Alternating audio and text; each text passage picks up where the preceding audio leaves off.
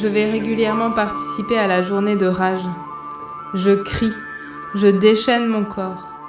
Il y a encore tant de colère à l'intérieur de moi. Je ne me demande plus d'où elle vient, elle est là, simplement. Alors je vide mon corps. Je déleste mes entrailles de cette envie de dévaster. Pour l'instant, j'ai encore bien souvent envie de taper. Et ça va beaucoup mieux depuis que j'en ai conscience et que j'agis en conséquence. Je me suis mise à la lutte souple, 2 fois par semaine en soirée. Nous sommes un groupe de 12. Je travaille ma souplesse, mes appuis, mes réflexes. Je suis heureuse comme une gosse chaque fois que je sors de là. J'ai envie de sauter partout et je fais des cabrioles, à me demander pourquoi je n'y suis pas allée plus tôt. Mais je connais la réponse. J'avais bien trop peur de penser à Gloria en retrouvant les mouvements de la lutte, en échauffant mon corps, en reprenant le chemin de l'esquive et du coup porté. Maintenant que ce n'est plus une peur, mais une joie de la sentir présente, de me souvenir de son visage, de me sentir chanceuse de tout ce qu'elle m'a transmis et de l'avoir connue. Maintenant que penser à mes parents et à Gloria n'est plus une déchirure, mais un réconfort, je peux aller à l'atelier de lutte souple.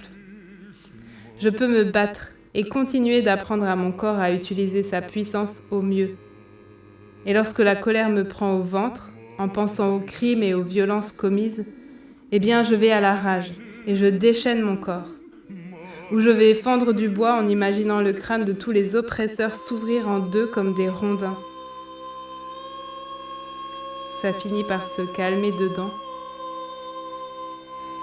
Je regarde le ciel et je souris au soleil.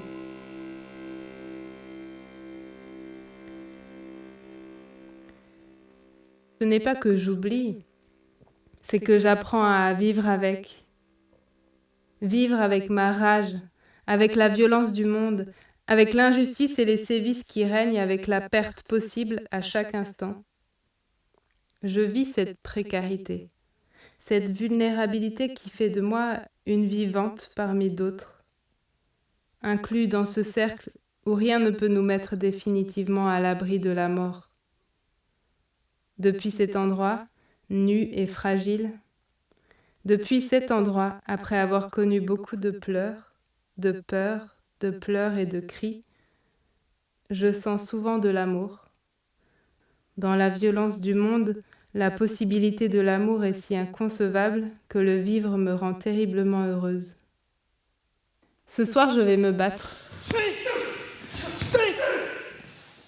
Jouer sur les tapis de paille tressée, à recevoir des gauches et à donner des droites, à lancer mon coup de pied retourné, à sauter en donnant un coup de coude, à renforcer mes chevilles.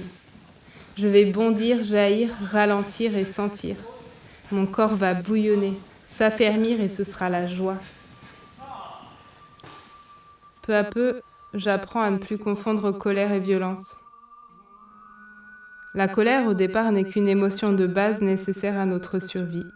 C'est lorsqu'elle s'accumule sans être exprimée qu'elle peut se transformer en violence. Les soirs de lutte souple, je chorégraphie ma colère. J'aime apprendre les gestes, comprendre leur portée.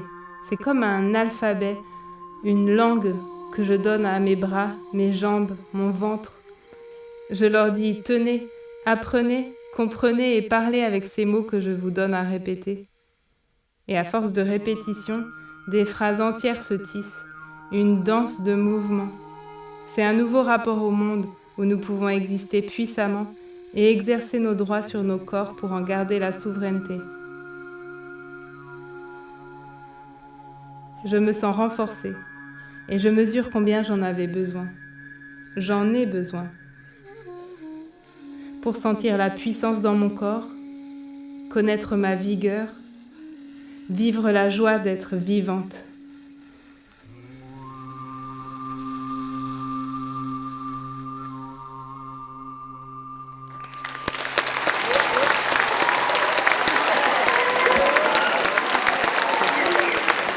Douna Lou, mesdames et messieurs, on peut l'applaudir s'il vous plaît.